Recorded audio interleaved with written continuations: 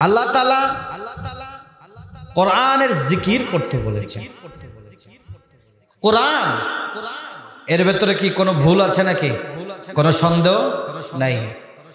পৃথিবীর যত গ্রন্থ আপনি দেখেন না কেন, প্রতিটা গ্রন্থের প্রতিটা উপন্যাসের বইয়ের লাস্ট মেসেঞ্জারে লাস্ট পৃষ্ঠায় লেখা আছে, যদি আমার এই বইয়ের ভেতরে আমার এই উপন্যাসের ভেতরে যদি কোনো প্রকার ভুল ত্রুটি থেকে থাকে, টাইপের ভুল থেকে থাকে, উক্ত নাম্বার দেওয়া হলো, আপনারা উক্ত নাম্বারে যোগাযোগ করে ভুল ত্রুটিগুলো ধরায়া দিবেন।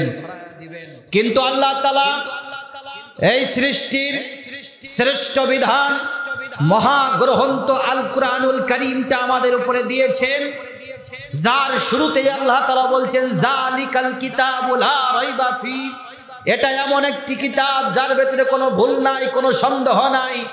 নিঃসন্দেহে তোমরা এই কোরআনকে গ্রহণ করে নিবা, আর যারা নিঃসন্দেহে কোরআনকে গ্রহণ করে নিবা, আমি আল্লাহ তাআলা ঘোষণা দিচ্ছি হুদাল্লিল মুত্তাকিন, তোমরা মুত্তাকি হয়ে যাবা।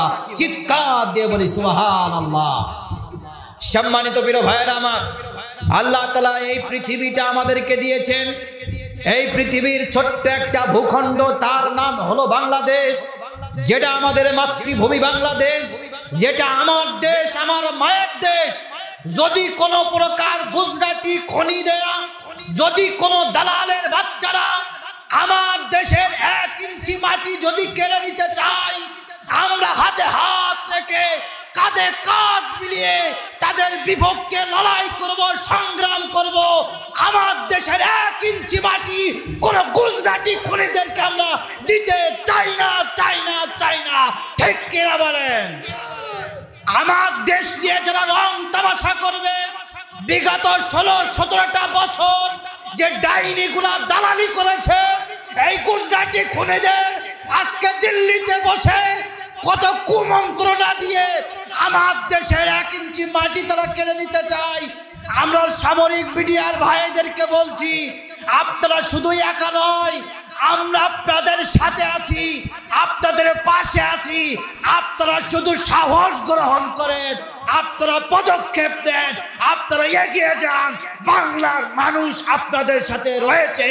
তাদের শরীরে 1 বিন্দু রক্ত থাকাকালীন তারা তাদের মায়ের মাতৃভূমি দেশটা কোন দালালদের কাছে বিক্রি করে দিবে না।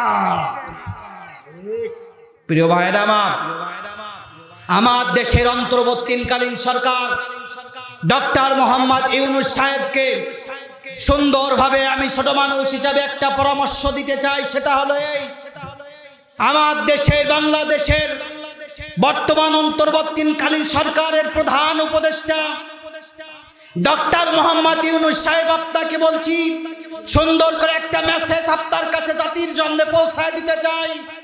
আপনি মনে রাখবেন, আপনি ফুল বিছানো পথে হেঁটে হেঁটে এই বাংলাদেশের ক্ষমতার মসনদে আপনি কিন্তু বসেন নাই। আপনি ফুলের পাপড়ির ওপরে হেঁটে হেঁটে বাংলাদেশের ক্ষমতার চেয়ারে বসেন নাই। মনে রাখবেন, জুলাই অভ্যুত্থানে ছোট্ট ছোট্ট কিশোর বালকদের রক্তের উপরে হেঁটে হেঁটে আপনি বাংলাদেশের ক্ষমতার মসনদে বসেছেন। অতএব আপনি শুধু সিদ্ধান্ত গ্রহণ করুন, আপনি শুধু পদক্ষেপ গ্রহণ করুন। আপনার গায়ে এই বাংলার আপামার তাওহীদি জনতার রক্ত থাকাকালীন আপনার গায়ে ফুলের টোকা লাগতে দিবে না। আপনি শুধু পদক্ষেপ গ্রহণ করুন।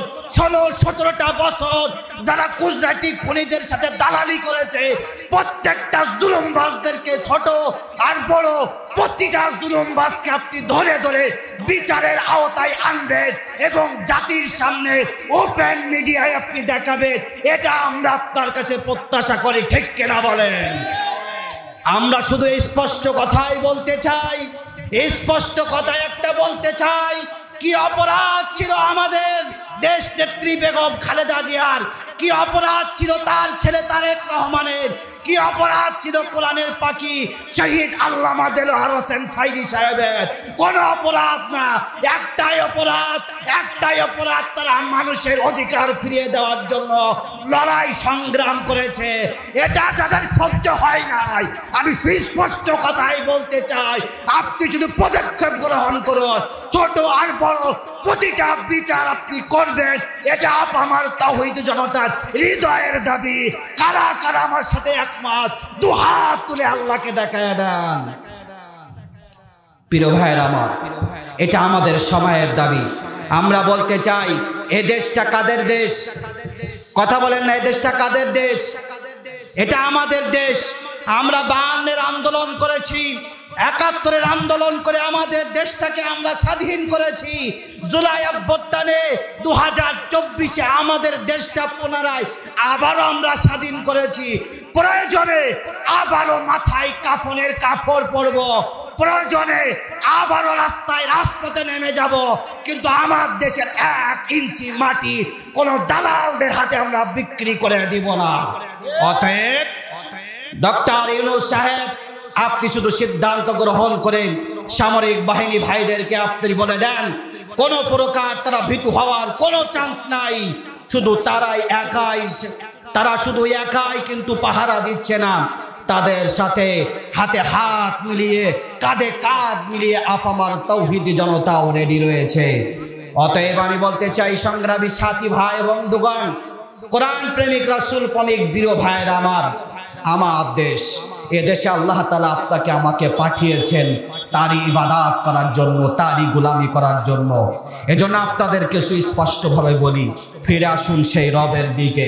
আল্লাহ তাআলার কাছে আপনারা সেজদায় অবনীত হতে চান।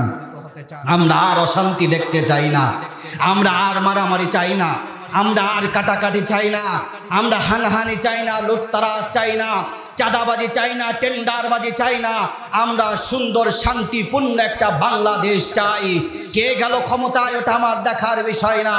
আমার কথা হলো এটাই, আমার দেশের মানুষগুলো সুন্দরভাবে যেন দুবেলা দুমুঠো ভাত যেন সুন্দরভাবে পরিবারের সাথে খেতে পারে। আমরা আর কোনো মায়ের বুক খালি দেখতে চাই না।